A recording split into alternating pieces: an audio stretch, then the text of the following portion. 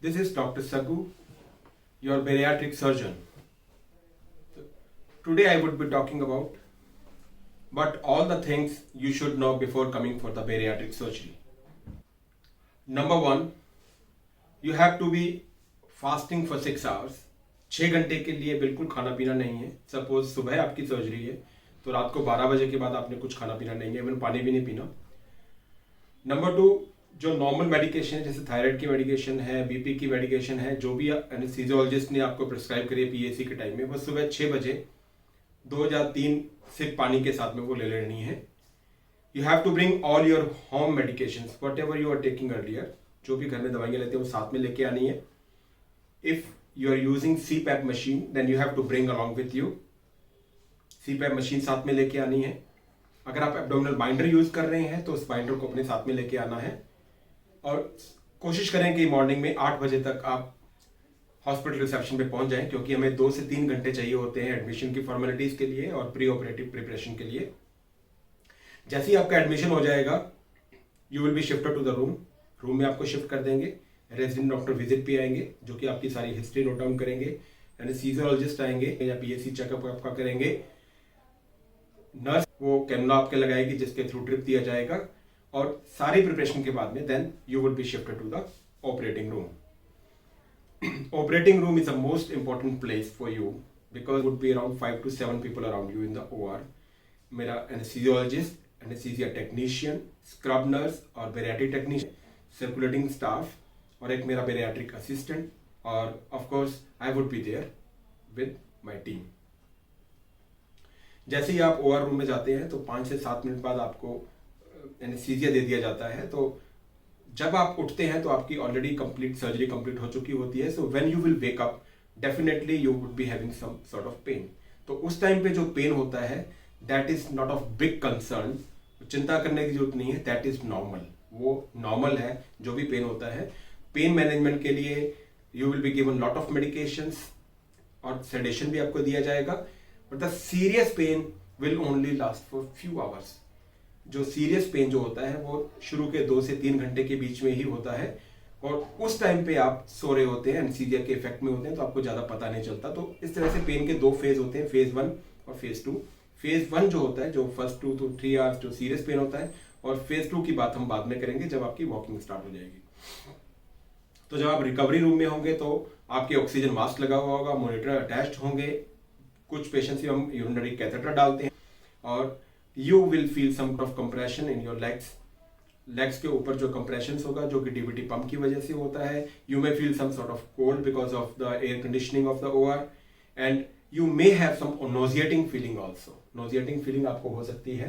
वो सर्जरी के बाद होना स्वाभाविक है, नॉर्मल होता है. उसके लिए आपको मेडिकेशन दी जाती है. तो जो शुरू के जो सर्जरी के बाद के 2 से 3 घंटे हैं you would be spending in recovery room. Because in recovery room we can keep you under observation and we can address your problems. But जो भी आपको सर्जरी के शुरू में प्रॉब्लम्स आती हैं, कई बार वॉमिटिंग भी हो सकता है, कई बार आपको ठंड भी लग सकती है, उसके लिए वार्मर लगाते हैं, और कई बार नोजिया होता है उसके लिए मेडिसिन देते हैं. सारी चीज़ के लिए आपको ऑब्जर्वेशन में रिकवरी में रखा जाता है. जैसे ही आपके 3 घंटे कंप्लीट होते हैं and after 3 hours when you are comfortable then one of my nurse will assist you to move your limbs. वो आपको थोड़ी फिजियोथेरेपी कराएंगे आपकी लेग्स की, आपको बिठाएंगे, आप कंफर्टेबली बैठ सकते हैं. उस टाइम पे आप थोड़े से आइस चिप्स ले सकते हैं. सिप्स ऑफ वाटर भी अगर आपको जरूरत है तो आप ले सकते हैं. After 3 hours you can start with sips of water, some ice chips. उस टाइम पे you may have some sort of throat irritation. वो भी नॉर्मल है क्योंकि एनेस्थीसिया में जो हम इंट्यूबेट करते हैं उसकी वजह से थ्रोट इरिटेशन होता है. That is also normal. उसके लिए आपको स्टीम दिया जाता है. और उस टाइम पे you can walk for few steps. आप कुछ स्टेप्स चल सकते हैं और उसके बाद में आपको रूम में शिफ्ट कर देते हैं. रूम में जैसे ही आप जाते हैं वहाँ पे आपका पेन मैनेजमेंट के लिए मेडिकेशंस आपको दी जाती हैं.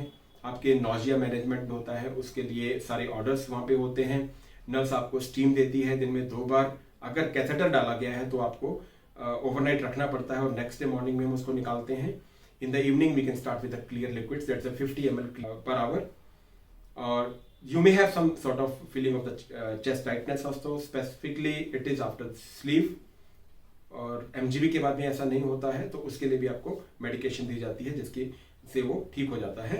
और if you were already using CPAP machine then you have to use your CPAP machine overnight also. आप इसीलिए हम कहते हैं कि आप अपनी CPAP मशीन साथ में लेके आएं. Walking is a very very critical part of your recovery. It's the most important component of the fast recovery. We believe in early ambulation, इसलिए 3 घंटे बाद हम आपको चलने के लिए कहते हैं, और जितना जल्दी हो सकता है, जितना आप चल सकते हैं, वो आपके लिए उतना ही रिकवरी के लिए अच्छा होता है. Staff nurse would be there to assist you for the walking. आप चल सकते हैं, ये नहीं कि आपको पूरा राउंड लगाना है. You can go up to your door of the room and you can come back, so that is also more than enough for your fast recovery. जो फेज 2 पेन होता है वो वॉकिंग के बाद आता है.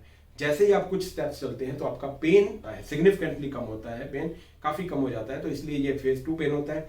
फेज 1 पेन जो होता है वो ज्यादा सीवियर होता है, लेकिन फेज 2 चलने के बाद में आपका जो पेन स्कोर है काफी कम हो जाता है. More you walk the faster would be your recovery. So it is very important to walk after the surgery.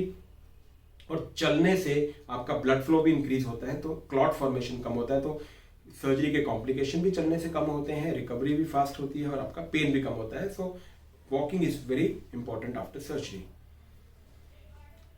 Next day you will feel much better the morning after surgery. Overnight सोने के बाद में next day आपका recovery बहुत अच्छा होता है. You can shower if you like.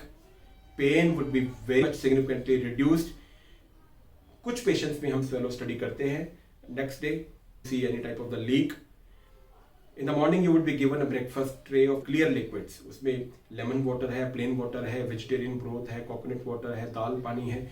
If you have a catheter, that has to be removed in the morning, and you will be walking and climbing stairs very very comfortably on the next day of the surgery, that is the post of day 1. Your pain should resolve throughout the day.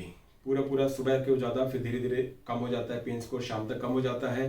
और walk as many steps you can. जितना आप चल सकते हैं उतना चलें. Physicians आएंगे आपको देखने के लिए.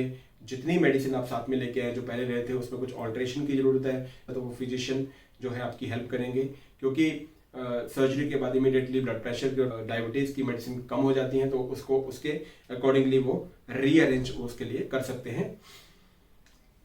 Stay hydrated is also a very very critical part of your recovery. हम ये कहते हैं कि पानी सबसे ज्यादा पीना है. The swallowing will be the most difficult part of your recovery. क्योंकि शुरू में जब आप जैसे swallow करते हैं, इवन पानी को भी करते हैं, पानी के एक घूंट को भी करते हैं, तो आपको पेन हो सकता है, स्पेशली आफ्टर स्लीव और rheumatoid gastric bypass, but not after MGB. MGB के बाद में खाना पीना थोड़ा इजी होता है, तो उतना प्रॉब्लम नहीं आता है. So it is important to be a sipper, not a guzzler. आपको गलप नहीं करना है, आपको सिप सिप करके पानी पीना है. इवन हम ये एडवाइस करते हैं कि you should be sipping like T और कॉफी. जैसे चाय और कॉफी पीते हैं वैसे ही आपको पानी को पीना चाहिए. और अगर ये आपको हर्ट कर रहा है तो इसका मतलब आपका सिप बहुत बड़ा है, तो you have to decrease the size of your sip and you have to take your sips very very slowly, और you have to slow down the pace of your sipping. Small sips are recommended every 5 to 10 minutes. Keep on drinking slowly. Hydration will fasten your recovery. That is the principle of your recovery. Now we'll talk about the taking pills. जो भी आप दवाइयाँ पहले लेते हैं surgery के बाद में, specially after sleeve and rheumatoid gastric bypass, आप छोटी टैबलेट ही ले पाएंगे, बड़ी टैबलेट आप swallow नहीं कर सकते हैं. So then we have to see if you are taking the larger pills, then you have to crush or you have to open up the capsule to take the medicine. या तो आपको crush करनी है tablet, छोटी करनी है, piece के लेनी है, टुकड़े करके लेनी है. अगर बड़ी मेडिसिन है, छोटी मेडिसिन आप ले सकते हो. तो हमारे जो फार्मासिस्ट हैं वो आपको इसमें असिस्ट करेंगे. वो सारी आपकी पहले की मेडिसिन देखेंगे, अगर बड़ी है तो उनको क्रश करने के लिए और जिसके लिए बोलेंगे. और जो सर्जरी के बाद में जो हम देते हैं मेडिसिन, वो तकरीबन बड़े ही छोटे साइज की होती है या फिर चूएबल होती है, तो उसमें ज़्यादा प्रॉब्लम होती नहीं है. So you can be discharge if you are accepting liquids very nicely, if the pain is very well controlled, you are free of nausea and vomiting, आपको नॉशिया वॉमिटिंग नहीं है, you are walking well, your vitals are normal, blood pressure, pulse ये आपका normal है, आप अच्छे से चल रहे हैं, आपको नॉशिया वॉमिटिंग नहीं है, पेन आपका कंट्रोल्ड है और आप अच्छे से लिक्विड ले रहे हैं, तो आप डिस्चार्ज हो सकते हैं. So discharge can be done at any time during the day time, during the office time in the hospital. जैसे 10 बजे से लेकर 5 बजे तक कभी भी आप डिस्चार्ज आपका हो सकता है. Most probably post of day 1 पे हम डिस्चार्ज करते हैं. अगर पेशेंट कंफर्टेबल नहीं है तो पोस्ट ऑफ डे 2 पे हम उसको डिस्चार्ज करते हैं. So now will go to the restriction. हम डिस्चार्ज पे किस तरह का रिस्ट्रिक्शन बताते हैं. Patient should not be driving until after you come for the first review visit.